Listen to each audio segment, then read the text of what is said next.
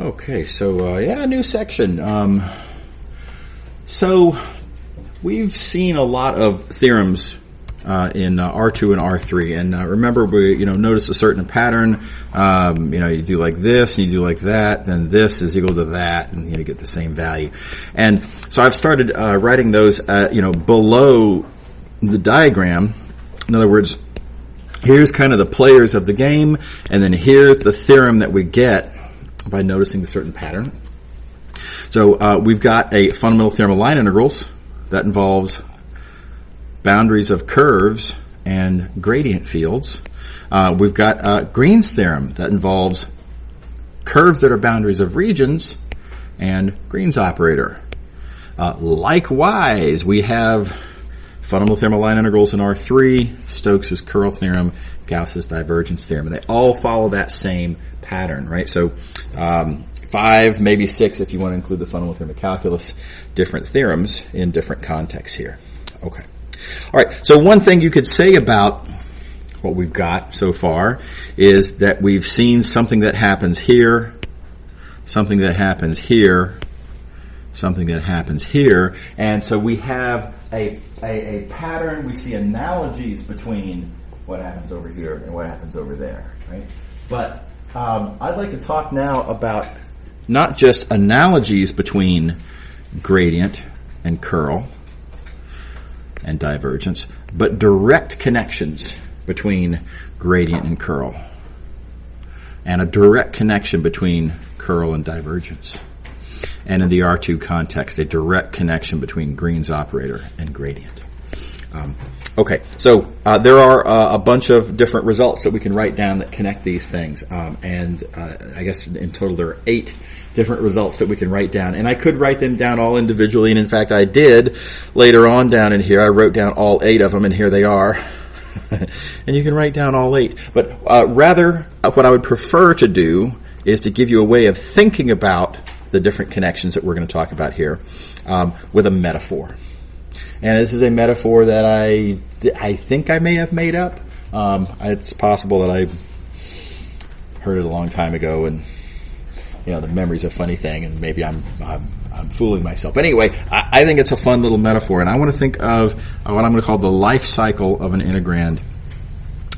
So looking at our diagrams, columns 0, 1, 2, and 3, I would like to, for the purposes of this metaphor, think of these numbers as representing the passage of time. It's my metaphor, right? I'm just making this up. Right? I'm going to think of this as the passage of time. And so if I think of this as a sort of a thing, and computing its gradient represents time passing, and we get another thing, right? So a little time has passed, that little thing has evolved a little bit. Okay. Take the curl, now more time passes, and by the way, notice that something has happened here. The curl of that vector field ended up being 0, and I guess you could say that's the next state of this thing, the life cycle of this thing. But 0 has some nice, interesting features about it. 0, it's kind of nothingness. It is something which, no matter what you do to it next, still 0. It is the unrecoverable state of nothingness, and due to that, I like to think of that as being death. It's just a metaphor. Let's not take it too seriously, right? But anyway, I'm going to call that death. So what we have here is like a little bit of a life cycle, that we have an item. It's born there, it survives to here, and it has died there. And I'm going to say that this had a lifespan, you might say, of 2. So it was alive here and here, and then it died. Okay. All right, it's a little morbid, but I think it's a reasonable metaphor. Here's another one, and by the way, these are actual, we can look at actual vector fields and functions that do this. So let's consider this one. And the algebra is just algebra, but let's consider what happened to it. This vector field, if I were to take its curl, I get something that's not 0, so it has survived. And if I were to then take its divergence, well, I get 0. So there's another lifespan of 2. Okay. Now, but wait a second. How do I know that the lifespan was 2? Maybe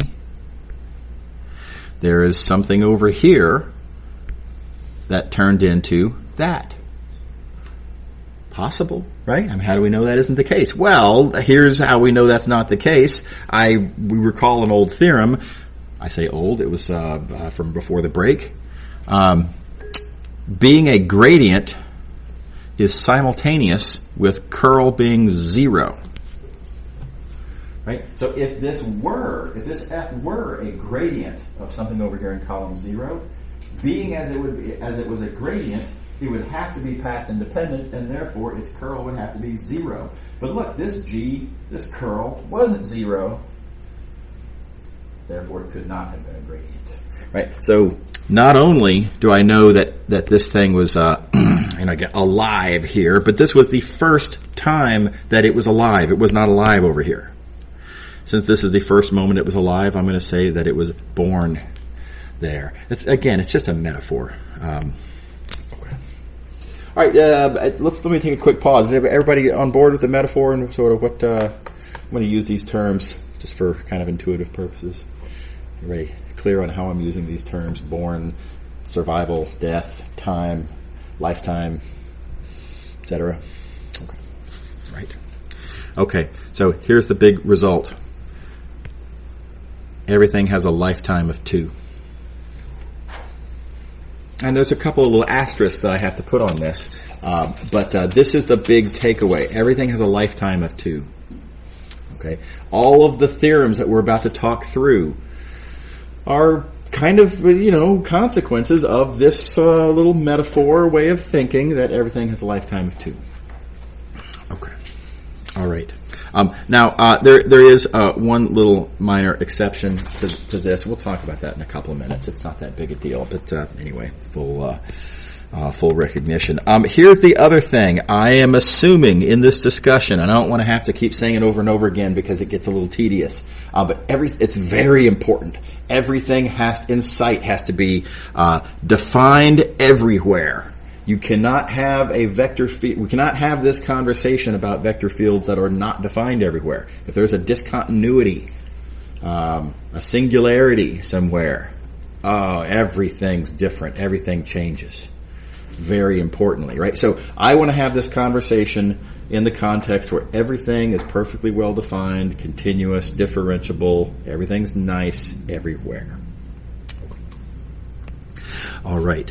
So So here's a bunch of results that all, again, remind you, all of these are just sort of different aspects of, well, everything has a lifetime of 2. Okay, first example. If you have a vector field in R2, if it's a gradient, then Green's operator is equal to 0. Okay. Here's our R2 diagram. If you have a vector field, if it is a gradient, then Green's operator has got to give you 0. Well, of course it does. If you have a vector field that's a gradient of something, and if the Green's operator didn't give you 0, it'd have a lifetime of 3. But everything has a lifetime of 2. Right? So therefore, look, you were born over here, well, you've got to die here. Okay. All right.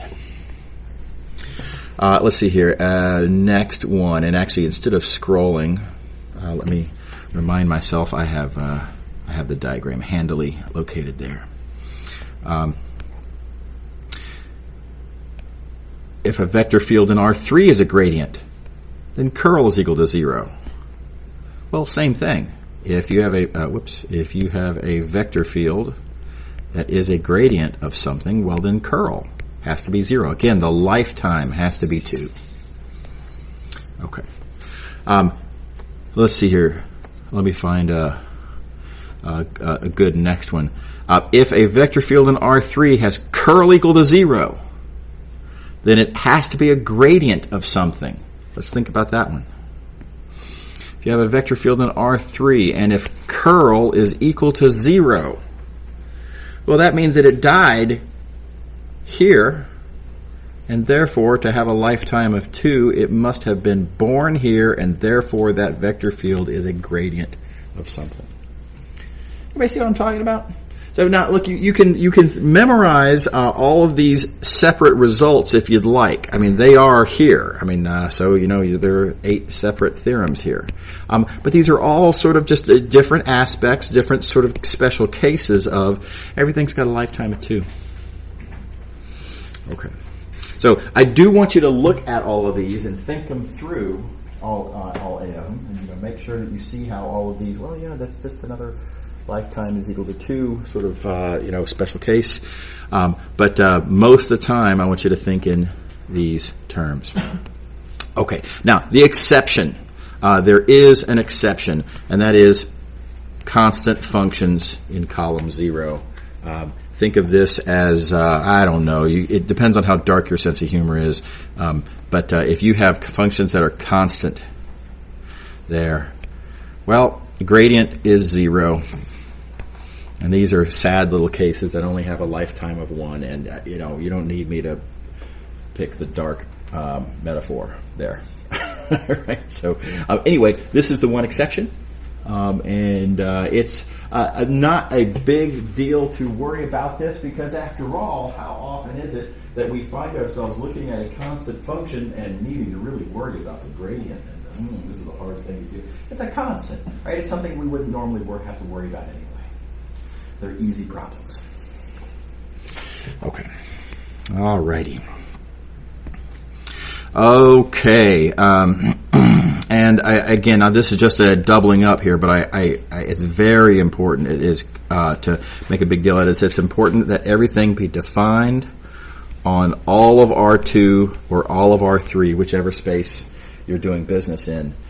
If there is so much as a single point where your vector field is not defined, everything changes in very important and significant ways. And there's an exercise at the end of this section that y'all are going to walk through where you'll see some of the nasty consequences. Everything changes. Okay. All right. Okay, so see some examples how to use these lifetime theorems. So suppose I'm computing a line integral and I've got a vector field given and some curve, and I would like to use the fundamental theorem of line integrals. Right? Pretty reasonable thing to want to do. Wouldn't it be nice if I could use the fundamental theorem of line integrals? I guess I have to go straight to the game of computing the antigradient. Right? And if there's no antigradient, I guess I have to simply wait until I actually lose the game. Right? But that's, a bit of a long way to go to decide, is it possible for me to use the fundamental theorem of line integrals here? So we have now the alternative. The alternative is, looking at our diagram, I have a vector field. I would like to use the fundamental theorem of line integrals. In order to use the fundamental theorem of line integrals, I need to know, is there an anti-gradient? Can I sort of, if you will, push backwards through that arrow? Well, we're going to resolve that by computing the curl, and let's see what we get. Right? Because everything's got a lifetime of 2. If I get 0 for the curl, then yes, there is an anti-gradient. Play the game, you're going to win. If I get not 0, well, it survived to column 2, which means it could not have been born, I'm using the metaphor, could not have been born in column 0. Therefore, there is no anti-gradient. Don't play the game, you're going to lose. The game is rigged against you. Okay, so that's what we're going to do here. Going back to the question, we're going to take this vector field, we're going to compute its curl. And here it is. Curl, the curl is this. And you can see that is conspicuously not 0. And therefore, there is no anti-gradient. And therefore, don't play the game. Don't even try to find an anti-gradient. There isn't one. Yeah? In fact, it's a little easier than this. All I need to know about the curl, I don't technically need to know the whole curl. once I know that the curl is non-zero, the game is done. I already know how this plays out simply by knowing that the curl is non-zero.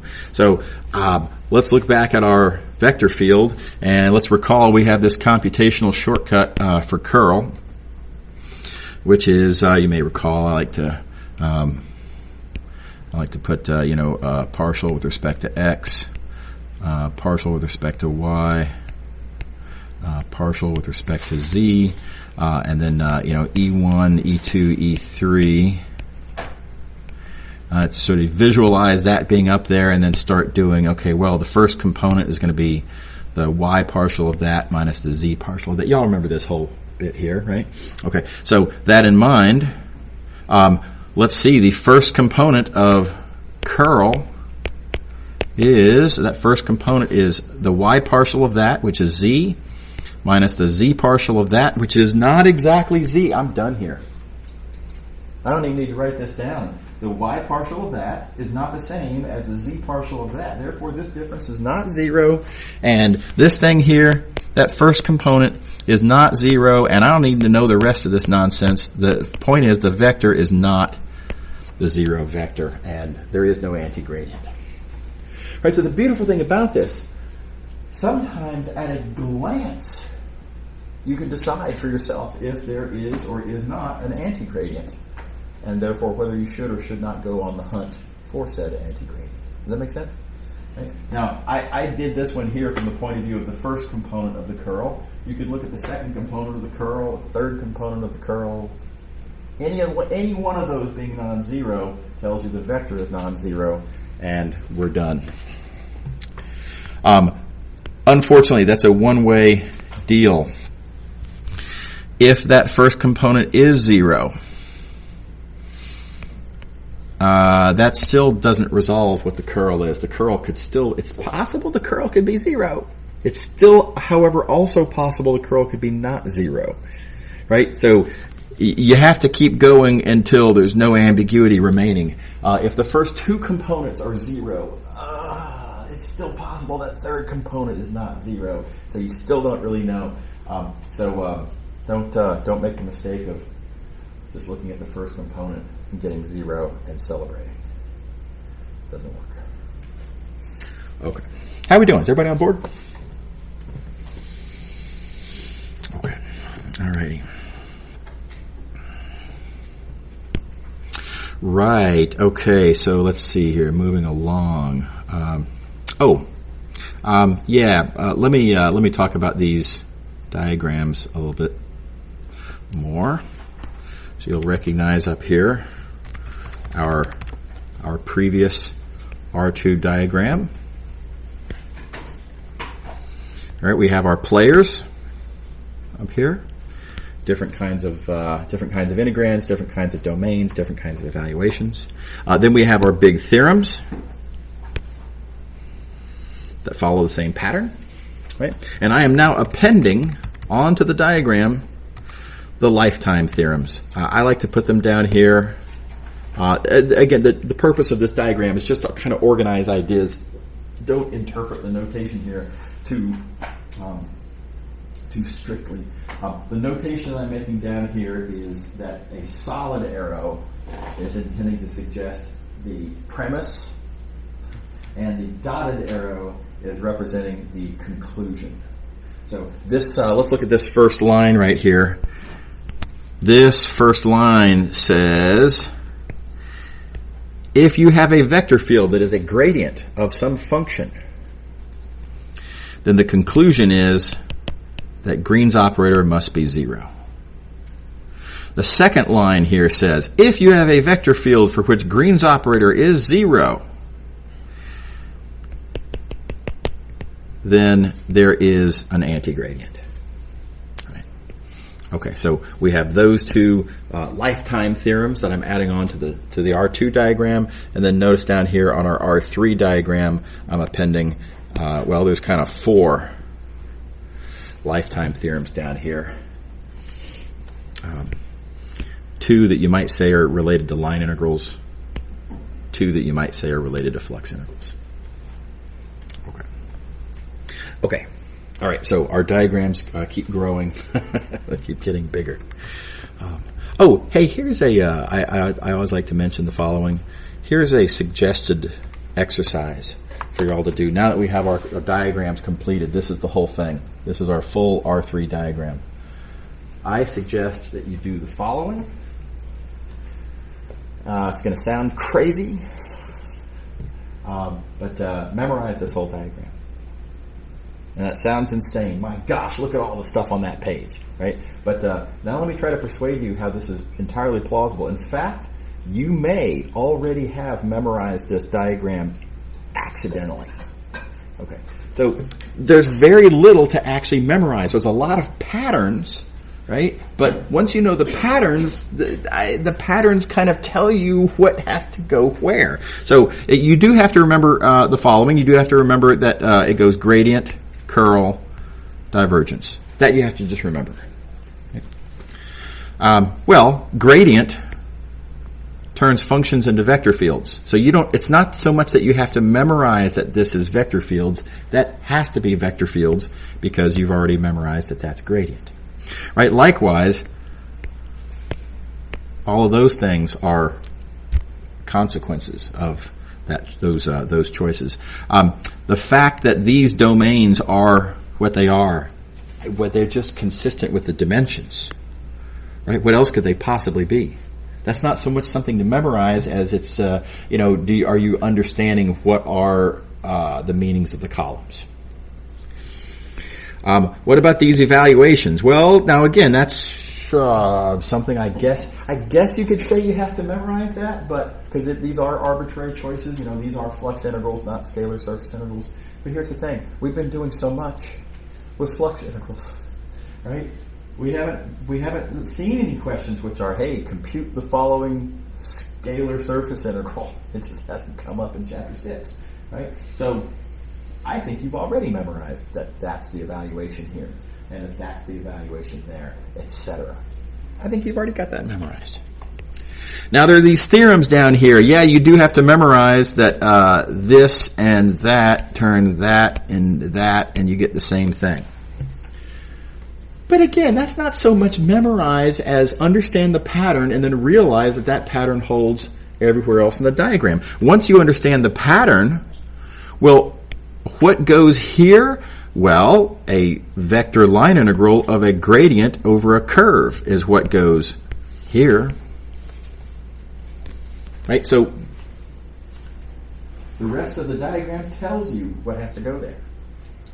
But again, not really so much something to memorize as understand what the diagrams tell you. Right? Likewise, what goes here? Well, flux of a vector field through a boundary curve is what has to go there. It's the only thing that makes sense. Right? Okay. The lifetime theorems, again, we can quibble over what's a memorize and what's an understand, but everything has a lifetime of 2. There's sort of 2 versions in each context, and I think it's mostly a pattern, mostly a concept to understand there. And so don't think in terms of, don't memorize this character for character, right? Symbol for symbol. Understand the pattern, understand the idea, and then the symbols come along for you. So, with these observations being made, I propose that you may, in fact, have, like I say, already memorized this diagram. So, my suggestion is that at some point today, you have a moment, right? 5 minutes, right? Clear your desk, take out a clean sheet of paper, draw this diagram. See if you can do it. Maybe you can. If you can't, then do your best, get as much down on the page as you can, and then look after you've taken your best shot. Look back at the diagram and look at what did you not get in there, and then ask yourself, why didn't I get that? Maybe that means that I'm not understanding how the pattern applies in this context, or maybe I didn't memorize the pattern I didn't understand the pattern as I should have. It might be an insight into something you need to study, or ask questions about. Okay, how are we doing? Does everybody see my suggestion here? Likewise, of course, for the R2 diagram, a little bit easier.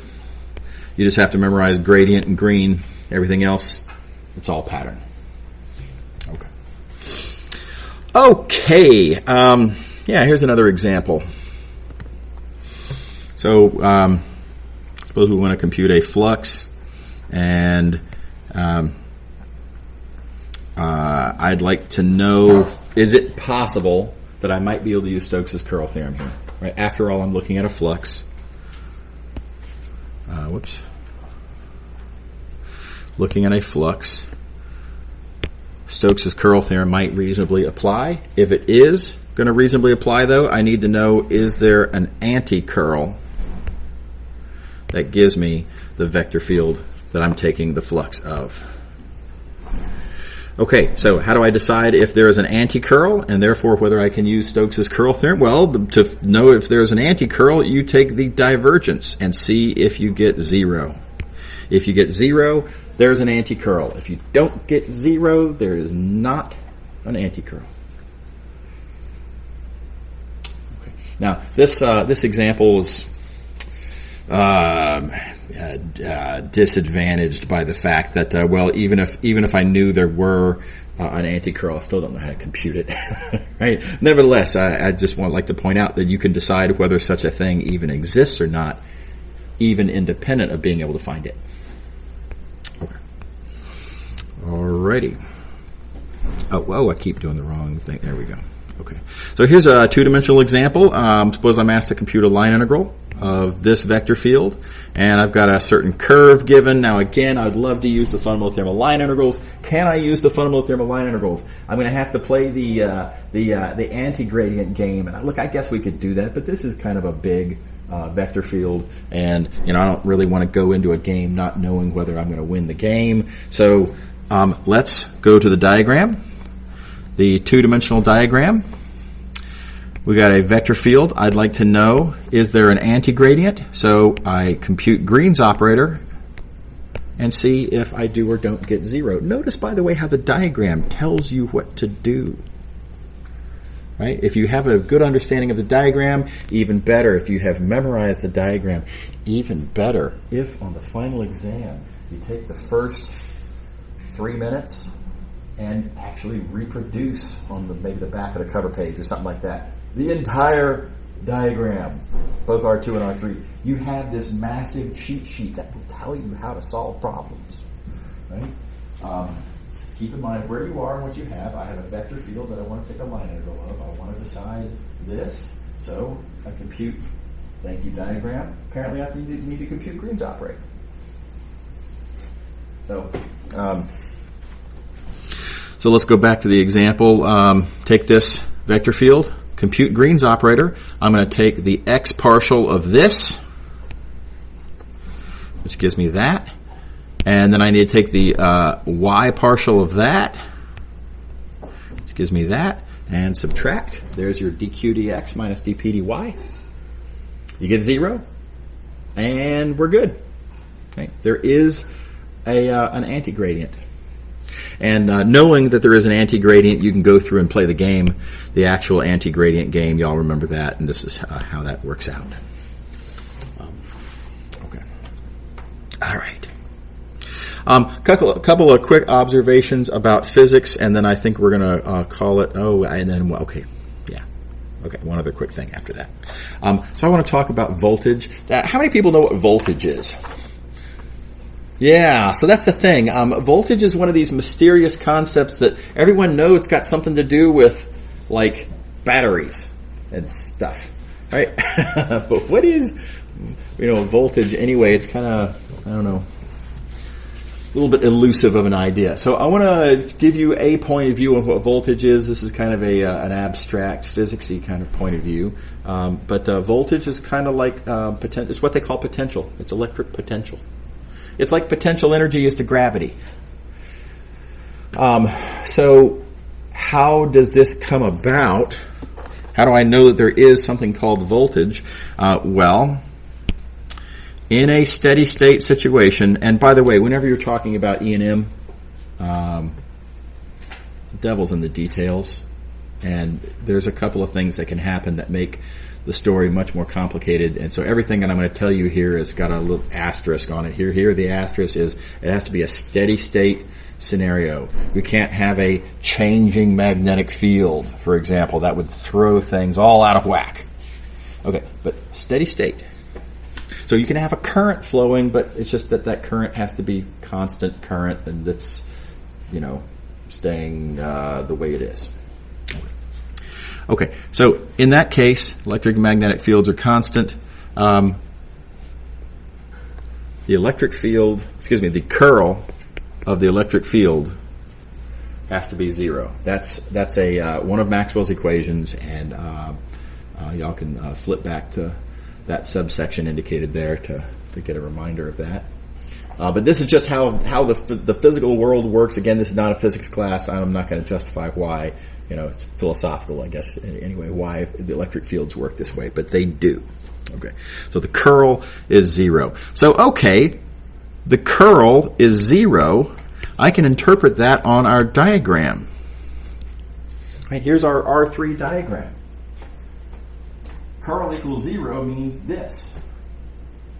And now I just cite the appropriate lifetime theorem. Okay, so I guess electric field, I'm going to think of it in that position. When I apply curl, I get zero. And because I get zero, that means that there is an anti-gradient. And let me remind you what an anti-gradient does for you. An anti-gradient this is a potential function, you might call it. It is something that you can use to evaluate with the fundamental thermal line integrals. So a line integral over a curve of that electric field dot dx, which by the way means work, right? Electric field, if you're moving through an electric field with a charged particle, that's telling you about, electric field is telling you about forces, dot product of displacement is telling you about work. Fundamental thermal line integral says that this is, I'm just going to say, f of b minus f of a. That f function is the anti-gradient. It's actually the negative of the voltage function. There's an awkwardness with the minus signs again. Sometimes gradients point uphill, but forces in some sense point downhill. So there's this little bit of the minus sign. And what you'd call your potential function, whether you want to call it v or minus v, is a kind of a situational thing. Don't worry about the minus sign. That's a physicist's problem. That's not our problem. Okay. The point, though, is this voltage function is telling you about work by way of the fundamental thermal line integrals. Change equals line integral. The voltage function is a thing on which the change in the voltage is telling you about how much work it takes to move a charged particle along a particular path. Anyway, I know that function exists because the curl of the electric field is zero. Okay. So anyway, that's where voltage comes from and how to sort of interpret voltage. Voltage, again, is something. It's like potential energy. The change in that voltage function applied to a given charged particle tells you energy. How much energy it takes to move along the path. Okay, so I want to show you a related thing. By the way, I knew this fact when I was a undergraduate, probably my first year or so, took a multivariable calculus class, was taking physics, and this kind of thing came up.